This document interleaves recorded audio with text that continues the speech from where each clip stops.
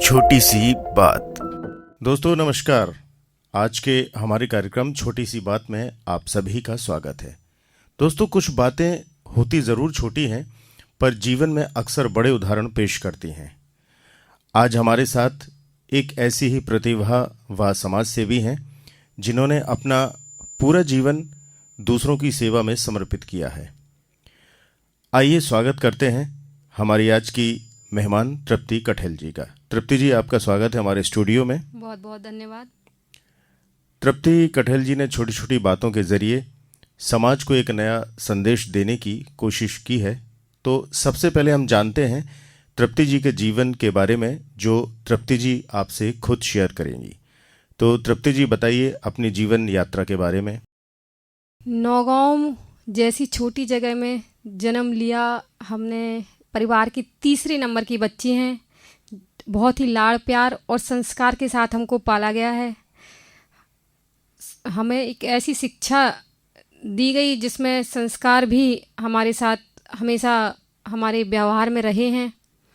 Schooling हमने सरस्वती उच्चतर माध्यमिक विद्यालय से की है, जहां हमेशा संस्कार प्लस शिक्षा दी जाती है। समाज में रहना और समाज के लिए क्या खुद कर पाएँ, ऐसा जो हम लोगों को हमेशा सिखाया गया है। बीएससी इन मैथ्स हमने बापू महाविद्यालय से की हुई है। इसके बाद एमएससी फिजिक्स से करी है महाराजा कॉलेज। एमबीए किया हुआ है, पीजीडी से कंप्लीट है हमारा। इस तरीके से हमने समाज में अपने साथ साथ दूसरों को भी चाहा है कि वो भी ऐसी शिक्षा ग्रहण करें जो एक अपनी पहचान समाज में, देश में और हमारे परिवार की बनाए।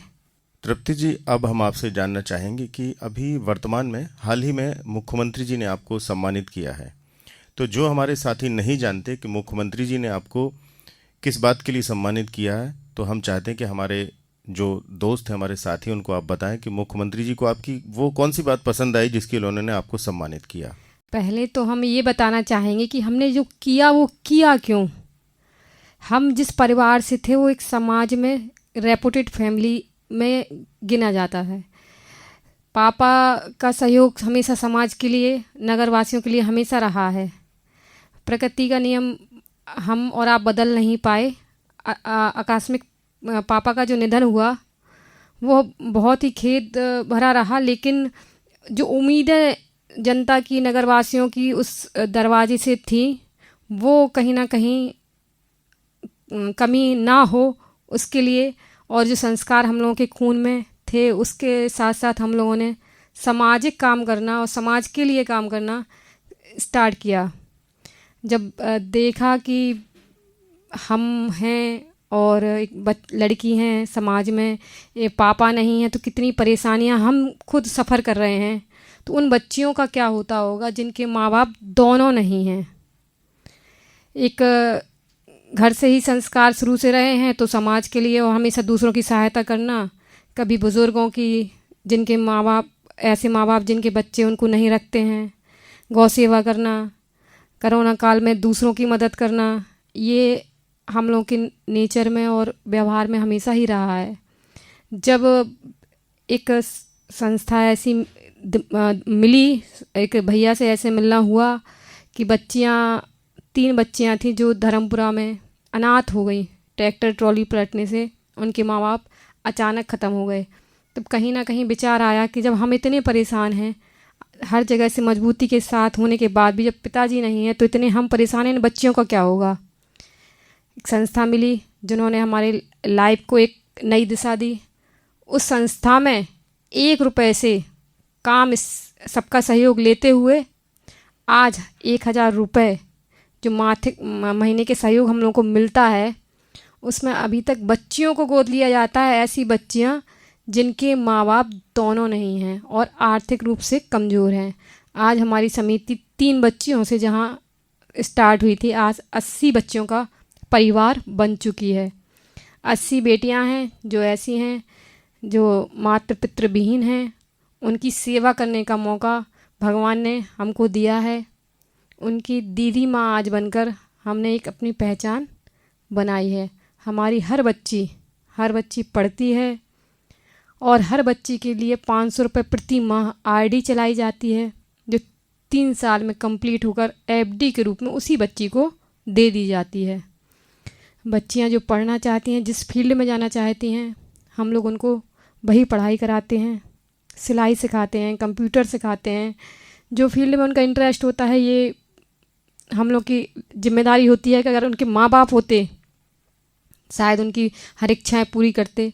हम लोगों की भी कोशिश यही रहती है कि अपनी बच्चों के सारे सपने हम लोग पूरे करें। अभी तक हमारी संस्था और 28 बच्चियों का कन्यादान लेने का सौभाग्य हमको प्राप्त हुआ है।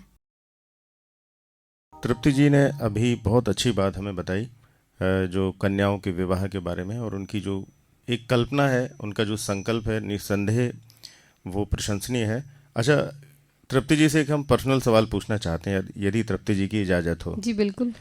तृप्ति जी, सबके मन में ये सवाल उठता है कि आपने इतनी सारी कन्याओं के विवाह किए, इतनी सारी कन्याओं को आपने विवाह के लिए मदद की, प्रेरित किया, लेकिन आपने खुद विवाह क्यों नहीं किया? सवाल पर्सनल है, लेकिन हमारे बहुत से दर्शक, हमारे बहुत से साथी ये जानना चाहते हैं कि इसके पीछे क्या कारण है। बहनों में तीसरे नंबर के रहे हैं, सबसे छोटे, और शायद लड़ाई भी घर में इसी बात की होती थी, सबसे पहले शादी हमारी कराई जाए। बचपन से ही शादी का बहुत शौक़ रहा है, पर हालात और जो बनते गए, फिर जब बच्चियों से संपर्क बढ़ा, उनसे स्नेह बढ़ा, अब वो बच्चे हमारे जीवन का एक अहम हिस्सा हैं। नहीं लगता है कि उनके हम छोड़ के कहीं भी जाएं। पता नहीं अगर आगे कहीं गए, सहयोग ऐसा ना रहा कि सहयोग अगले का मिला नहीं मिला, हमारी बच्चियां हमारे लिए हमारे जीवन का जीने का मुख्य आधार हैं। बच्चों का पढ़ाई, और अब तो शायद मम्मी से भी लड़ झगड़ के और मम्मी से प्यार से भी मांग के, मम्मी ने हमें एक जगह जो हमारी समिति को दान की है, उसमें हमारी इन बच्चियों का अपना घर नाम से उनका घर बनेगा। एक छत के नीचे हमारी सारी बच्चियां रहेंगी। ये ही हमारे जीवन का एक ही सपना है, अपना घर बनाने का, और हमारी बच्चियां एक घर में रहें, वहीं से पढ़ें, वहीं से उनका बचपन और उनकी जवानी और उनका जीवन बीते, वहीं से वो विदा हो और वहीं पर फिर मायका समझ के अपने उसी घर में आएँ। बस यही सोचकर हमने शादी नहीं की कि कहीं ऐसा ना हो कि बच्चों से हमारा बिछड़ना हो जाए। दोस्तों, ये बहुत बड़ी बात है, एक बहुत बड़ा त्याग है जब व्यक्ति अपने जीवन में केवल अपने बारे में सोचता है। जब हमारे बीच में ऐसे लोग भी मौजूद हैं जो दूसरों के बारे में सोचते हैं, दूसरों की सेवा के बारे में, उनके आंसुओं के बारे में, उनके दर्द के बारे में सोचते हैं। और निश्चित ही हमारा सौभाग्य कि आज हमारे साथ तृप्ति कठेल जी हैं, और उनसे जो हम बातें कर रहे हैं कि पर्सनल सवाल भी पूछे उनसे, उनके काम को लेके भी सवाल पूछे। पूरा जीवन उन्होंने समर्पित कर दिया अपना दूसरों की सेवा के लिए, ख़ास तौर पर बेटियों के लिए। और आपके ऐसे बहुत से लोग मिल जाएंगे जो केवल अपने बारे में सोचते हैं, लेकिन तृप्ति जी एक उदाहरण है समाज के लिए कि एक महिला होते हुए भी उन्होंने दूसरों के बारे में सोचा, बेटियों के बारे में सोचा। और अभी उन्होंने जैसा बताया कि वो उनका एक परिवार है, उसको उन्होंने परिवार मान लिया। बिल्कुल ऐसा ही है ना? जी बिल्कुल। तो आपको एक खुशी होती होगी उस परिवार के साथ, कैसा लगता है आपको?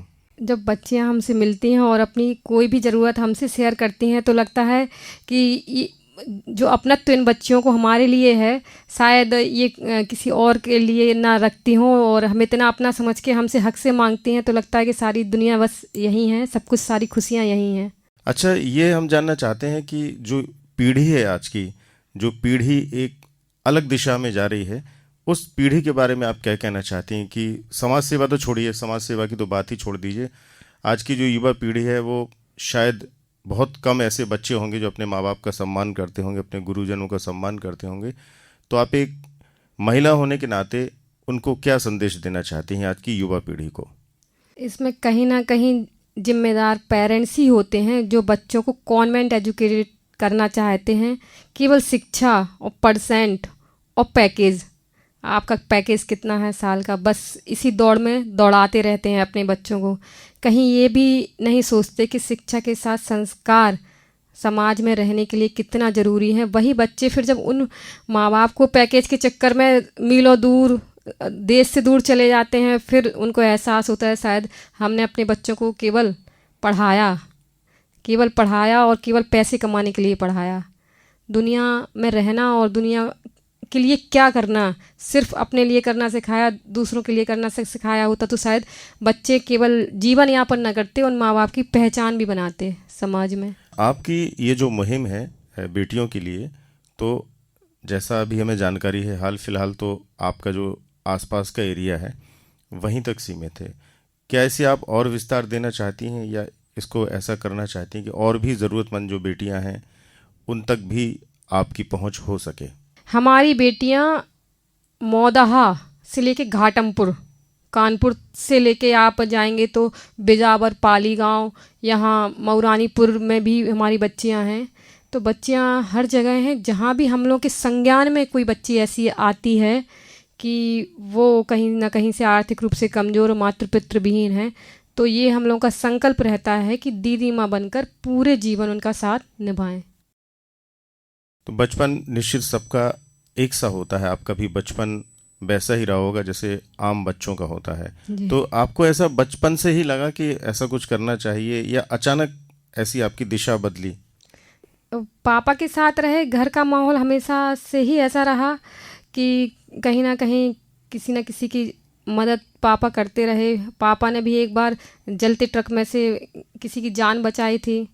अच्छा लगता है जब अपने द्वारा किसी का अच्छा होता है, खुशी मिलती है।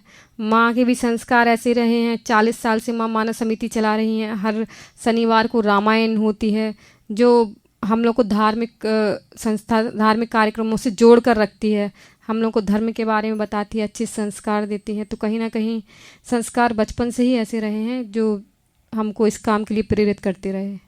आप बच्चियों के साथ जो आपका एक रिश्ता है वो तो अनमोल रिश्ता है, और बच्चियों के साथ आपका जो संपर्क स्थापित होता है वो कैसे होता है? और इसके अलावा कोई ऐसी घटना आपको याद आती हो जो मार्मिक हो या जिसने आपको झकझोर के रखा हो, वो थोड़ा बताएं हमें। 80 बेटियां हैं तो 80 बेटियों के हिसाब से अगर आप मान के चलें तो 40 तो ऐसी घटनाएं हैं जो बिल्कुल आत्मा को झकझोर देती हैं कि भगवान शायद कहीं ना कहीं ऐसा लगता है कि सो गया हो। पहले तो पेपर के माध्यम से और कहीं किसी की जानकारी मिलती थी कि हाँ ऐसी कोई बच्चियाँ हैं, तो हम लोग जाके परिवार से मिलते थे। अब तो आप लोगों के सबके सहयोग से संस्था इतनी व्यापक हो गई है कि जानकारी मिलना इतना कठिन नहीं रहा है। एक घटना हमें याद आती है कि डेंगू जब फैला तो 3 बहनें पास के गांव थी, हरिपालपुर के पास 3 बहनें, रविवार को 9 बजे सुबह डेंगू में उनकी मां का निधन हो गया। और जब सोमवार 9 बजे तो उनके पिताजी इस दुनिया को छोड़कर चले गए। तीनों बहनें एक साथ 24 घंटे में जिनकी घर के ऊपर से, जीवन के ऊपर से छत चली गई, अनाथ हो गई। अब बच्चियां कहाँ जाएंगी, क्या करेंगी? सारे उनके सपने, सारी घर पूरा उनका बिखर गया। हम लोग को जब जानकारी मिली, पहुँचे, बेटियां बहुत रोईं, अब क्या होगा, अब क्या होगा। लेकिन भगवान जब एक सहारा छीनता है तो एक सहारा देता भी है। हम लोगों से मिलना हुआ। आज तीनों बेटियां हमारे बहुत ही नज़दीक हैं। एक बेटी हमारी नर्सिंग कोर्स करना चाहती थी, पैसे का अभाव था, लेकिन आप सबके सहयोग से आज वो हमारी बेटी का सपना हम पूरा कर सके। इसके लिए आप सबको भी बहुत बहुत धन्यवाद। एक घटना और हमें याद आती है, वो ऐसी घटना है छतरपुर की जहाँ बच्चियाँ बहुत छोटी उम्र में माँ और पिताजी के कमरे में सोने में आग लग गई थी सोते समय। तो वो दोनों, माँ और पिताजी दोनों उनके जिंदा जल गए। कितनी छोटी उम्र में कितनी बड़ी तकलीफ़ उन बच्चियों के साथ हुई। छोटा भाई 3 महीने का, एक बहन 1.5 साल की, एक 3 साल की और एक 6 साल की। उन्होंने कैसे उस चीज़ को सफ़र किया होगा। बड़ी बहन एक फैक्ट्री में काम करके उन तीनों भाइयों बहनों को पालती। जब अपनी जानकारी मिली, अपन गए। बच्चे बहुत अच्छे स्कूलों में पढ़ रहे हैं, हॉस्टल में हैं। बड़ी बहन छोटे भाई के साथ रहती है। बाकी सारी जिम्मेदारियां, तीनों बच्चियों की एफडी चल रही है, आरडी बिल्कुल कंटिन्यू है। और तीनों बहनें ही बहुत खुश हैं और हम भी उनके साथ बहुत खुश हैं। हमारी बहुत दिल के करीब हैं वो बच्चियाँ और हमारे पास ही रहती हैं। अभी इस समय चूँकि आप हमारे बुंदेली रेडियो के स्टूडियो में हैं और ये कार्यक्रम हमारे दो चैनल पर प्रसारित होगा, यानी बुंदेली रेडियो के हमारे चैनल पर भी प्रसारित होगा एफएम पर, और हमारे यूट्यूब चैनल पर भी जिसका नाम है छोटी सी बात, उस पर भी प्रसारित होगा।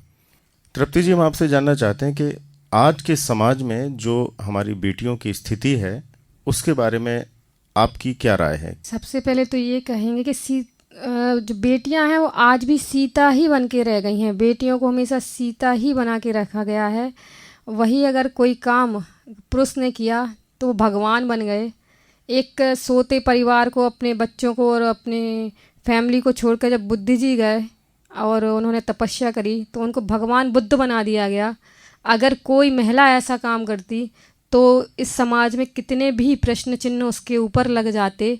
अगर वो कोई अच्छा काम करने के लिए लक्ष्य बना के निकलती तो शायद ये समाज उसको उस दृष्टि से ना देखता जो बुद्ध जी को देखा गया। तो ये सोच समाज कब बदलेगा ये तो नहीं पता, लेकिन अभी तक समाज ने सोच को बदला नहीं है। ये क्वेश्चन हमारे लिए भी आया कि अपनी तो शादी कर नहीं पाई, अपने तो साथ पिताजी हैं नहीं, पता नहीं क्या इतनी बड़ी जिम्मेदारियां ले ली, कैसे निभाएंगी। बच्चों को रखना इतना आसान नहीं होता है। तो उनके लिए क्या बोलेंगे, यही बोलते हैं कुछ रीत जगत की ऐसी है, हर एक सुबह की शाम हुई, तू कौन है तेरा नाम है क्या, सीता भी यहाँ बदनाम हुई, फिर दुनिया की बातों से क्यों भर आए तेरे नैना, कुछ तो लोग कहेंगे लोगों का काम है कहना। किसी के कहने की परवाह हमने कभी करी नहीं, तो शायद आज हमारा परिवार 80 बेटियों का परिवार है, एक खुशहाल परिवार है।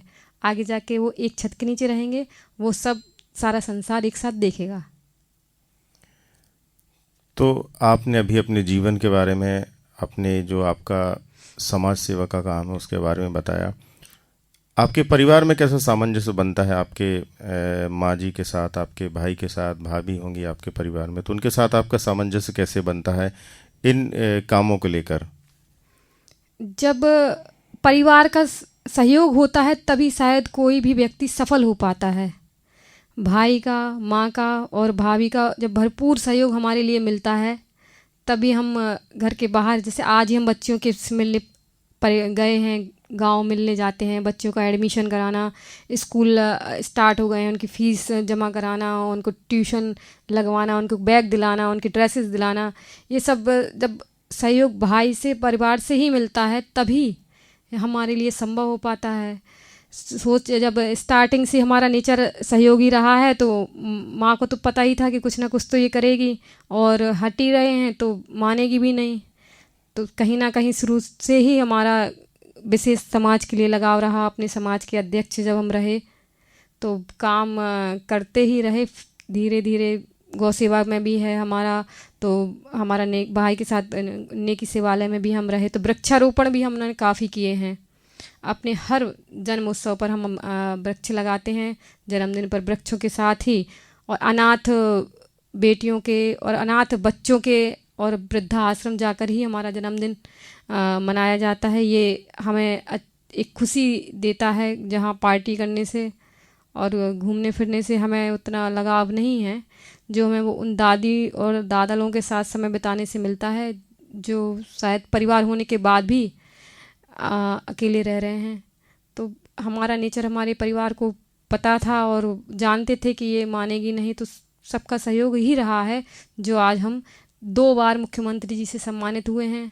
और आगे आप सबका सहयोग रहेगा तो हमारी संस्था जो हम एक नया लक्ष्य के साथ हमारे जीवन में आई है, हम अपने इस लक्ष्य को ज़रूर पूरा करेंगे। आप लोग बस सहयोग बनाए रहें। तो दोस्तों, हमारे साथ अभी थी तृप्ति कठेल और इन्होंने अपने बारे में बताया, समाज सेवा से जुड़ी चीज़ें उन्होंने आपके साथ शेयर की। इस समय इस कार्यक्रम को आप बुंदेली रेडियो, हमारा जो एफएम चैनल है बुंदेली रेडियो 90.8 एफएम, उस पर सुन रहे हैं। साथ ही साथ हमारे यूट्यूब चैनल छोटी सी बात पर भी इस चैनल को आप इस समय इस कार्यक्रम को आप देख सकते हैं। तो इससे पहले हम आपसे अनुमति लें, हम तृप्ति जी से जानना चाहते हैं कि क्या वो संदेश देना चाहती हैं और क्या जो बेटियों के बारे में वो बोलना चाहती हैं। तो जाते जाते हम तृप्ति जी से एक छोटा सा सवाल करना चाहते हैं। सबसे पहले तो हम आभार व्यक्त करते हैं बुंदेली रेडियो वालों का, जिन्होंने हमारे इस अच्छे प्रोग्राम में हमको इनवाइट किया। ये हमारे लिए एक प्लेटफॉर्म है जहाँ से हम यह संदेश दूर दूर तक और सुनने वाले सबको पहुँचा सकते हैं कि अगर उनके संज्ञान में कोई भी ऐसी बच्ची है जो मातृ पितृ विहीन है, आर्थिक रूप से कमज़ोर है, तो उसके लिए तृप्ति दीदी माँ बनकर हमेशा साथ निभाने को तैयार हैं। हमारा नाम तृप्ति कठेल है, मेन मार्केट नौगांव में रहते हैं। हमारा नंबर कहीं पे भी आसानी से उपलब्ध हो जाएगा। अगर आपके संज्ञान में कोई बच्ची हो तो हमें ज़रूर बताएं, हम वहाँ जाएंगे और सार्थक प्रयास उस बच्ची के जीवन के लिए करेंगे। धन्यवाद। तो दोस्तों, आप दुनिया के किसी भी कोने में हो, हमारे बुंदेली रेडियो चैनल के ऐप को आप अपने मोबाइल में डाउनलोड करें और विश्व के किसी भी कोने से आप हमारे इन कार्यक्रमों को सुन सकते हैं। साथ ही साथ हमारे कार्यक्रम यूट्यूब चैनल छोटी सी बात पर भी उपलब्ध है, तो छोटी सी बात के माध्यम से भी आप हमारे इस कार्यक्रम को देख सकते हैं, इस इंटरव्यू को देख सकते हैं और भी हमारे मोटिवेशनल हम कार्यक्रम आपके लिए लेकर आएंगे।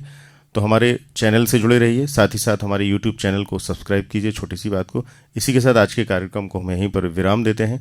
आप सभी का बहुत बहुत धन्यवाद और ख़ासतौर पर तृप्ति जी का बहुत बहुत आभार कि आज के हमारे कार्यक्रम में वो मेहमान बनी और हमें सौभाग्य प्राप्त हुआ उनसे बात करने का। आप सभी को बहुत बहुत आभार, धन्यवाद।